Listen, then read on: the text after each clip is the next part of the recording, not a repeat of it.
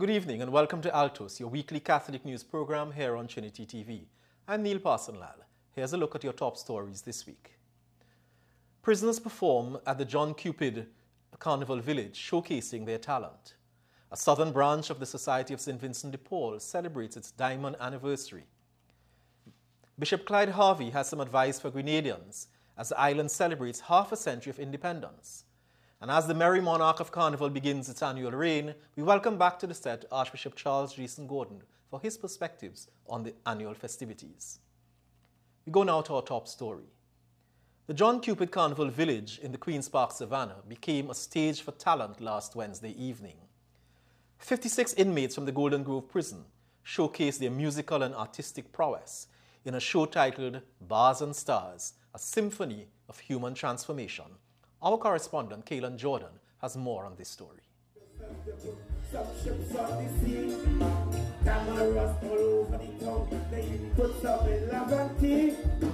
The 3.5-hour performances featured uplifting, cautionary, and humorous calypsos conveying multifaceted messages on societal issues, personal reflections, and the consequences of a life intertwined with crime. Some topics explored were Hate by Garvin Roberts, Pharaoh, Darwin Greenwich, Flood of Woes, Melissa Thomas, Somebody Dead, Aaron Charles, Parental Advice, Neville Glaude, and Mother TNT's Pain by Marlon Bitter Honey Lee. One particular performance stood out as inmate Melissa Coutain humorously sang Bread and Butter. The lyrics painted a vivid picture of their diet, a slice of white bread and one slice of whole wheat. Cannot take it no longer. It's the whole wheat that I want. I want the whole wheat and the next whole wheat. Concentrate, I cannot get that. The rule is a white bread and a whole wheat. And take some butter with that.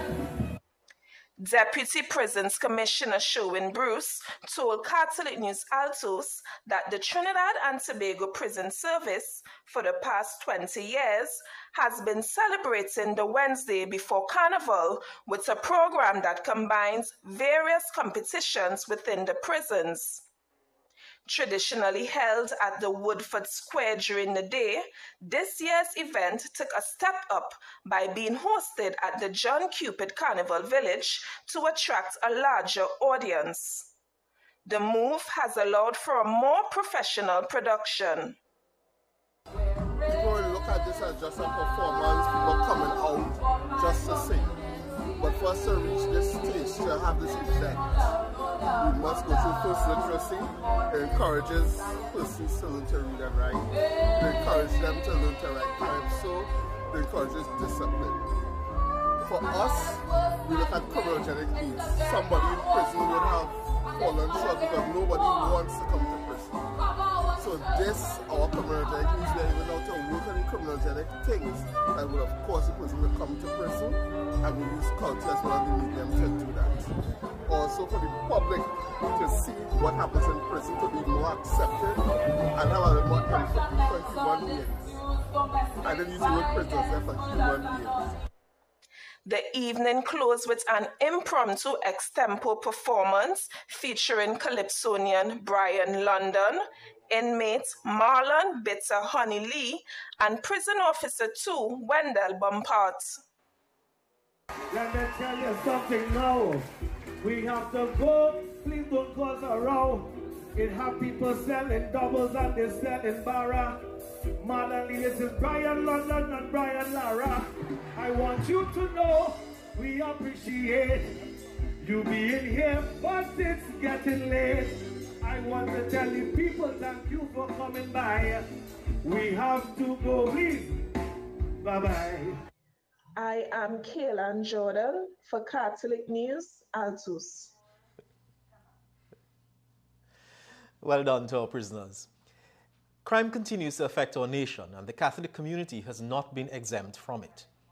A 70-year-old Rio Claro parishioner was robbed recently by a cutlass-toting bandit outside the St. Therese Roman Catholic Church on the Naparima Mayaro Road. According to a newspaper report, the victim was sitting on a chair outside of the church around 3:15 p.m. when a man with a t-shirt wrapped around his face and armed with a cutlass approached her and announced a robbery. The bandit stole her purse containing a small quantity of cash, personal items, and 2 cell phones before making his escape. A report was made to the Rio Claro police station. 2 officers responded and conducted a search of the area, but did not apprehend the bandit. Staying in the southern region, the parish community in Pinal was alive from the 28th of January to the 4th of February as the St. Vincent de Paul Conference celebrated its 60 years of serving the poor. The Pinal Conference began its celebrations at Holy Mass at the St. Dominic's RC Church. Parish priest Father Robert Christo was a celebrant. The conference's president, Michael Phillip, brought greetings on behalf of the Society's General Council and the San Fernando Conference. On February 4th, a health outreach was held at the church's car park. There were immunization, diabetes, hypertension, and other wellness checks being performed by the Southwest Regional Health Authority. There was also the distribution of hampers, a used clothing drive, a mini bingo fundraiser, and light food items on sale. 4 past members were recognized by the conference for their service to the Pinal community: MacDonald Bedu and Angela Gill posthumously, Lynette Fraser, and Pearl Curtin. And in some news out of the Vatican, Pope Francis has pushed back against his critics on the controversial document Fiducia Supplicans. In an interview with the Italian weekly Credere, he defended the spontaneous non-liturgical blessings of same-sex couples and called out hypocrisy which exists on whom should be blessed. Here is Rome Reports with more on this story. In an interview with the Italian weekly magazine Credere, Pope Francis commented on the controversy connected to the Fiducia Supplicans declaration. No one is shocked if I give a blessing to an entrepreneur who is possibly exploiting people, and that is a very serious sin.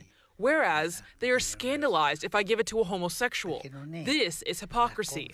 He described the document as having a heart geared towards being welcoming.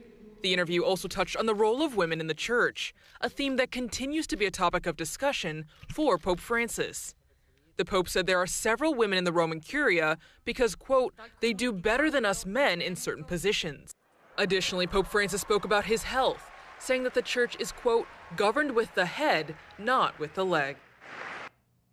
In the interview, the Holy Father also spoke about ecclesial movements which incorporate young people in pastoral duties. He said there was a danger of these movements becoming little churches. He said, the movements are good if they lead persons to the church, but not if they made the individual feel like a special Christian. Grenadians came together in a spirit of unity and faith for an interreligious service on February 7th, marking the nation's 50th anniversary of independence. Our correspondent, Kaelan Jordan, has more. The gathering comprised various faith leaders, including representatives from Christian, Rastafarian, and Islamic communities. Bishop Clyde Harvey, chairman of the Conference of Churches in Grenada, emphasized the importance of gratitude and introspection during the celebratory period. And there's an air of festivity and so on all around us. But it is easy for us to get caught up in that air of festivity and miss what is really happening in our own souls. And the celebration will be much less rich if we did not bring to it our own sense of gratitude for this land and for all that it means to us. The bishop then called for a unified step to delve in deeper into one's faith perspective. He recognized Grenada's development, emphasizing nations accrue wisdom and experience over time. Quoting Prime Minister Dickon Mitchell, Bishop Harvey highlighted the fundamental question of Grenadans' identity and future. As we face 50 and 100, who are we becoming as Grenadians? What does it mean to be a Grenadian? What will it mean for us as the future unfolds? Those are the fundamental questions, because we could have a lot of prosperity and not know who we are. But thanks be to God, that we are able as a people, and we've had that kind of leadership over years, which has challenged us to look and look again and again and who we are becoming. The service included readings by political leaders, with former Prime Minister Dr. Keith Mitchell, leader of the opposition, doing the first reading, and Prime Minister Dickon Mitchell doing the second reading. I am Kaylan Jordan, reporting for Catholic News, Altos. It's time now for us to take a short break. But when we come back, we talk with Archbishop Jason Gordon about Carnival, which he describes as the soul of this country. As we go, here's a look at this week's Catholic trivia question. Let's hope you can get the answer.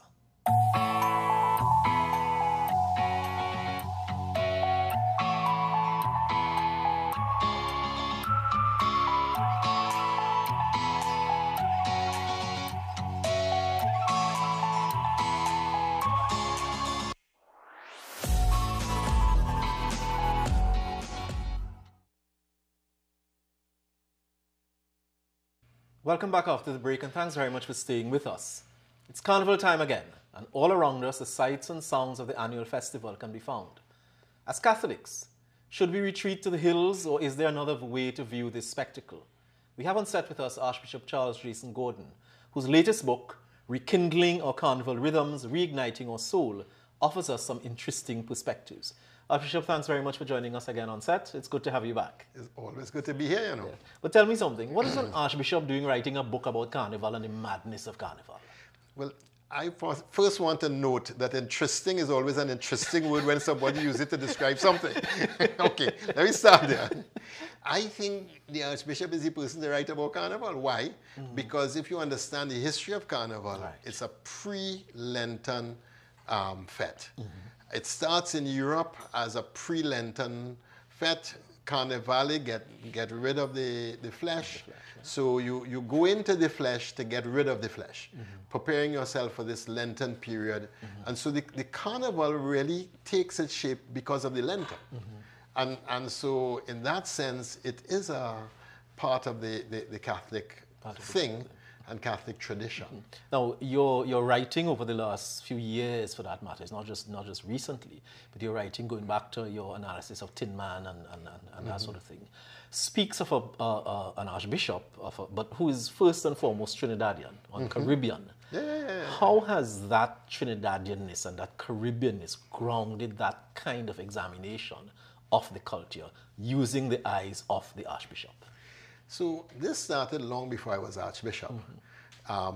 When I was a priest, I wrote articles using calypso for spiritual reflection during Lent in the Catholic News.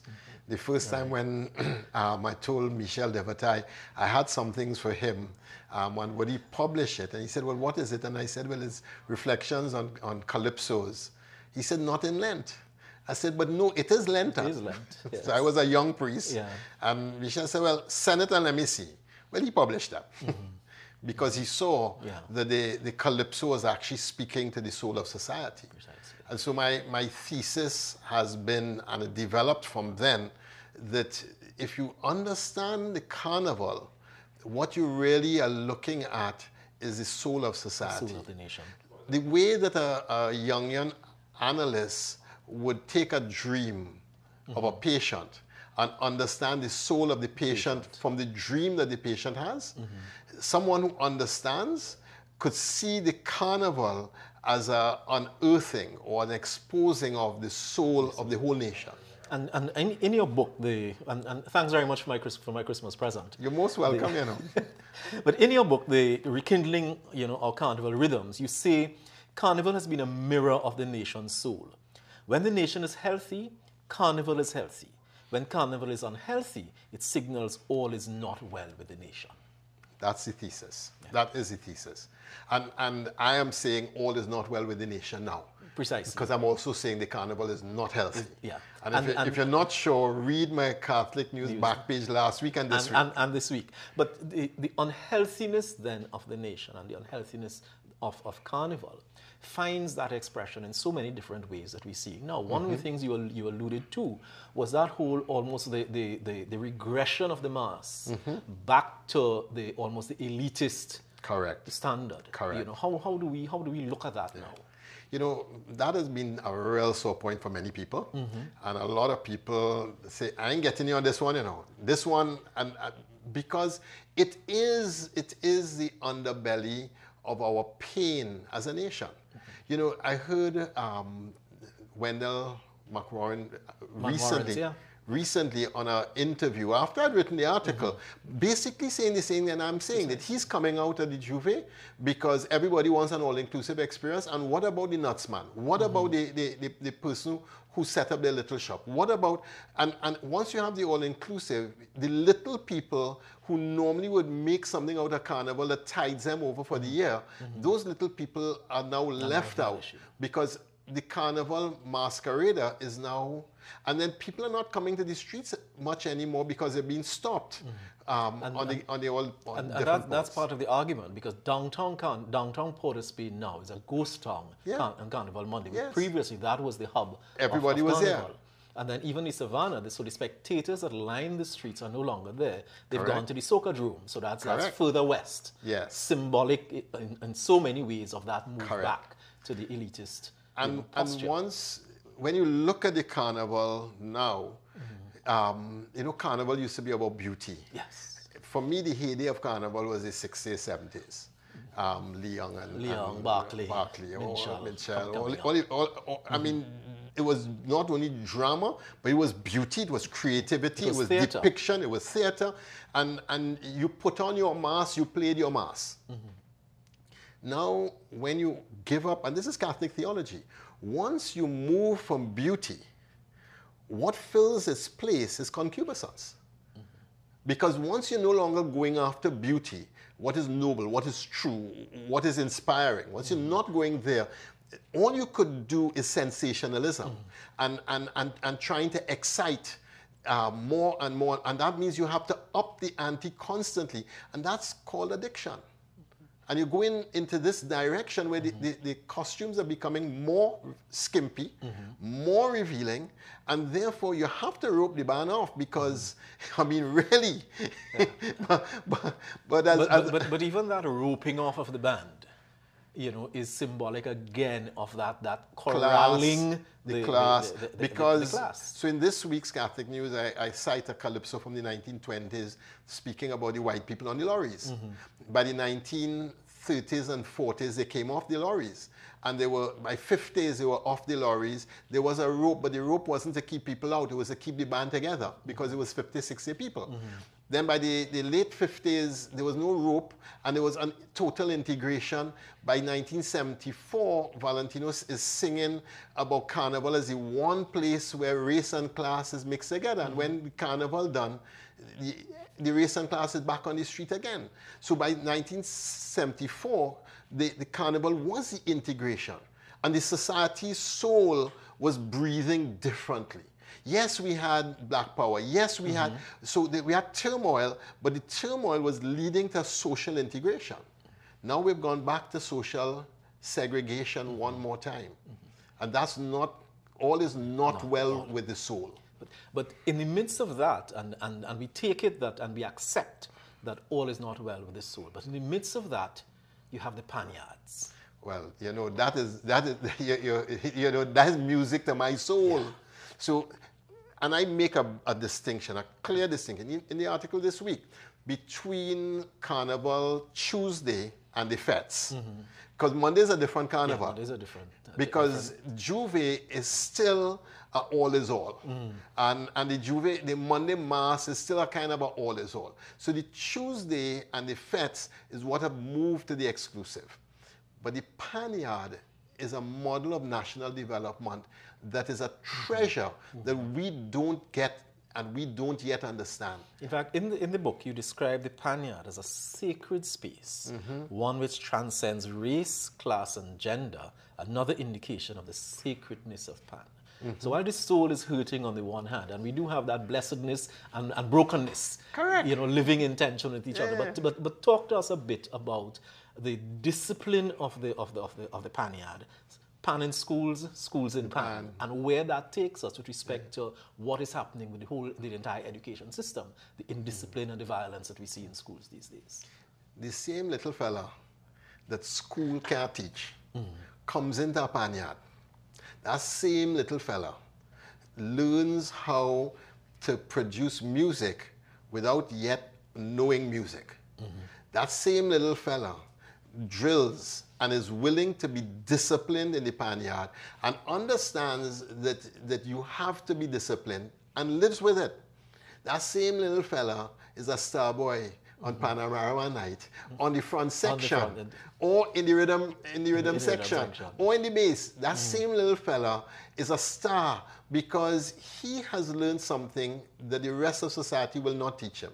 And I call it the Ubuntu philosophy, because it is really what South Africa raises up, that I am because we are. Yeah.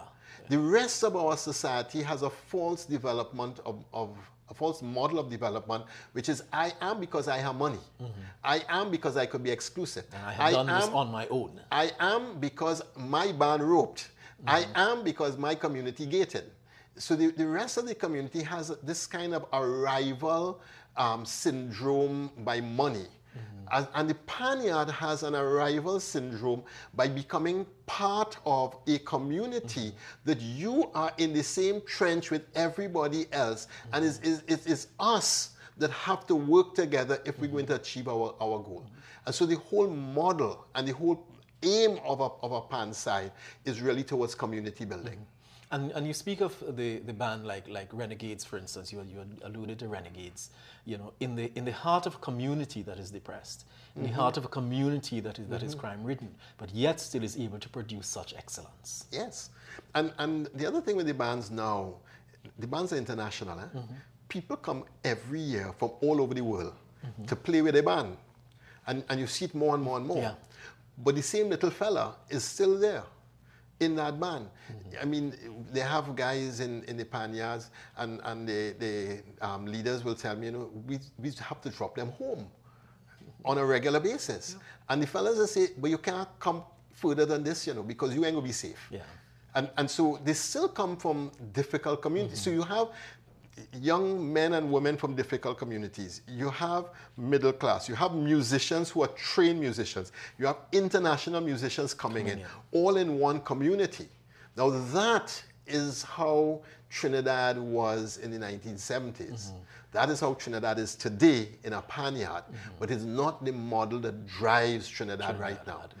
How is it possible that that little fella could be a star boy in a Panyard, or that little girl could be a star girl in a Panyard, but cannot pass maths or English or any subject or their subjects in a school curriculum? That's where Lloyd Best was brilliant and talked about school in Pan in school. If we taught them how we taught them in the Panyard, they would learn differently. And in some, looking at the carnival and a Catholic response, we talk about, you know, God in culture, God of culture, God against culture. What I hear you saying is that we need to be, that in order for us to impact or affect the culture, that we must understand what our role is in exactly. it as well. You know, Carl Jung used to say, if cleanliness is next to godliness, differentiation is right after it. Okay. We tend to brush broad and wide.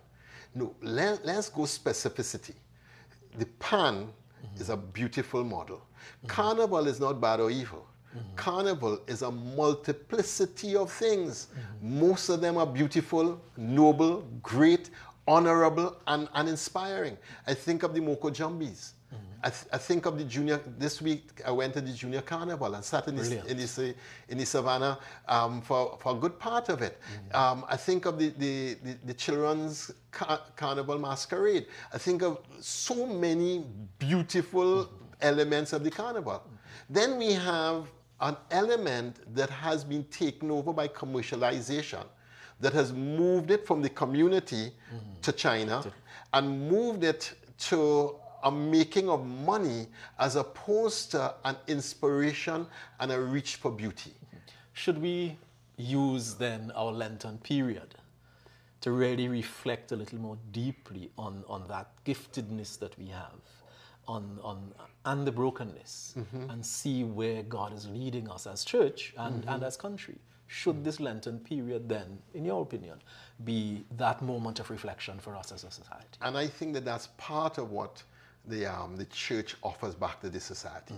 And I mean, it's why I wrote the book, because you have two parts. Everything is okay, or nothing is good. Yeah. And I want to differentiate. Right. Here's the good, here's the bad, and here's the real ugly. But yes, we should be reflecting, because if my thesis is right, the carnival is a mirror of the soul of society. What is Lent about? Reflecting on the soul. Reflecting on the soul. Not just the individual soul, but the collective soul. Because the collective soul does impact the individual. And we have been impacted by a false model of development that has to do with money and aspiration for money. As we close, your predictions. Who's going to be the Panorama champions? No. You ain't catching me on that. I'm not going down that road. I'm not going down that road. Your Grace, thanks very much. If you come out of TV, I'll tell you. Your Grace, thanks very much for joining us. But I pray for all the bands, and I thank God for every one of those bands. And I pray for that their dedication. All stars will align on that evening. Thanks very much for staying with us. We'll be back after this short break. Altos, from the Latin altus, meaning high. Every Friday night we feature the top news items hot off the press.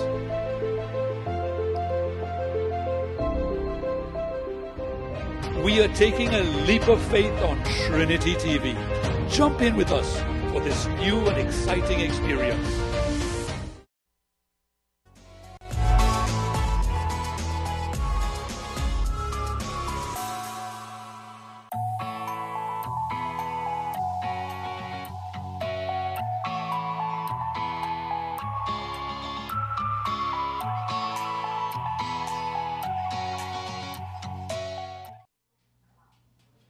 And thanks very much for staying with us. Here's a look at some of the upcoming events in the Archdiocese.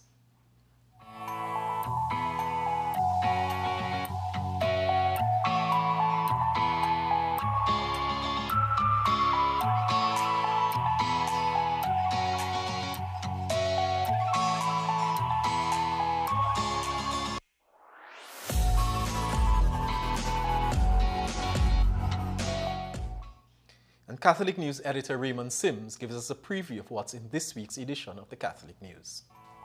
In the Sunday, February 11th issue of the Catholic News, we pay tribute to the beautifully creative parts of Carnival. Take a look at our colorful center spread as Shakila Daniel talks about her lifelong love affair with traditional Mass. And with the season of Lent around the corner, we have the schedule of some Ash Wednesday Masses in each vicariate. I am Raymond Sims, editor of the Catholic News. Remember to pick up a copy for yourself and one for your neighbor or one of the shut-ins in your community. As we close, we thank you. Thank you again for tuning in to Altos this evening. Carnival is color, Carnival is Mass, and Carnival is about children, and they can't be left out. We leave you this week with the children having their time at the Red Cross Kiddies Carnival last Saturday. See you next week Friday as we begin our Lenten journey.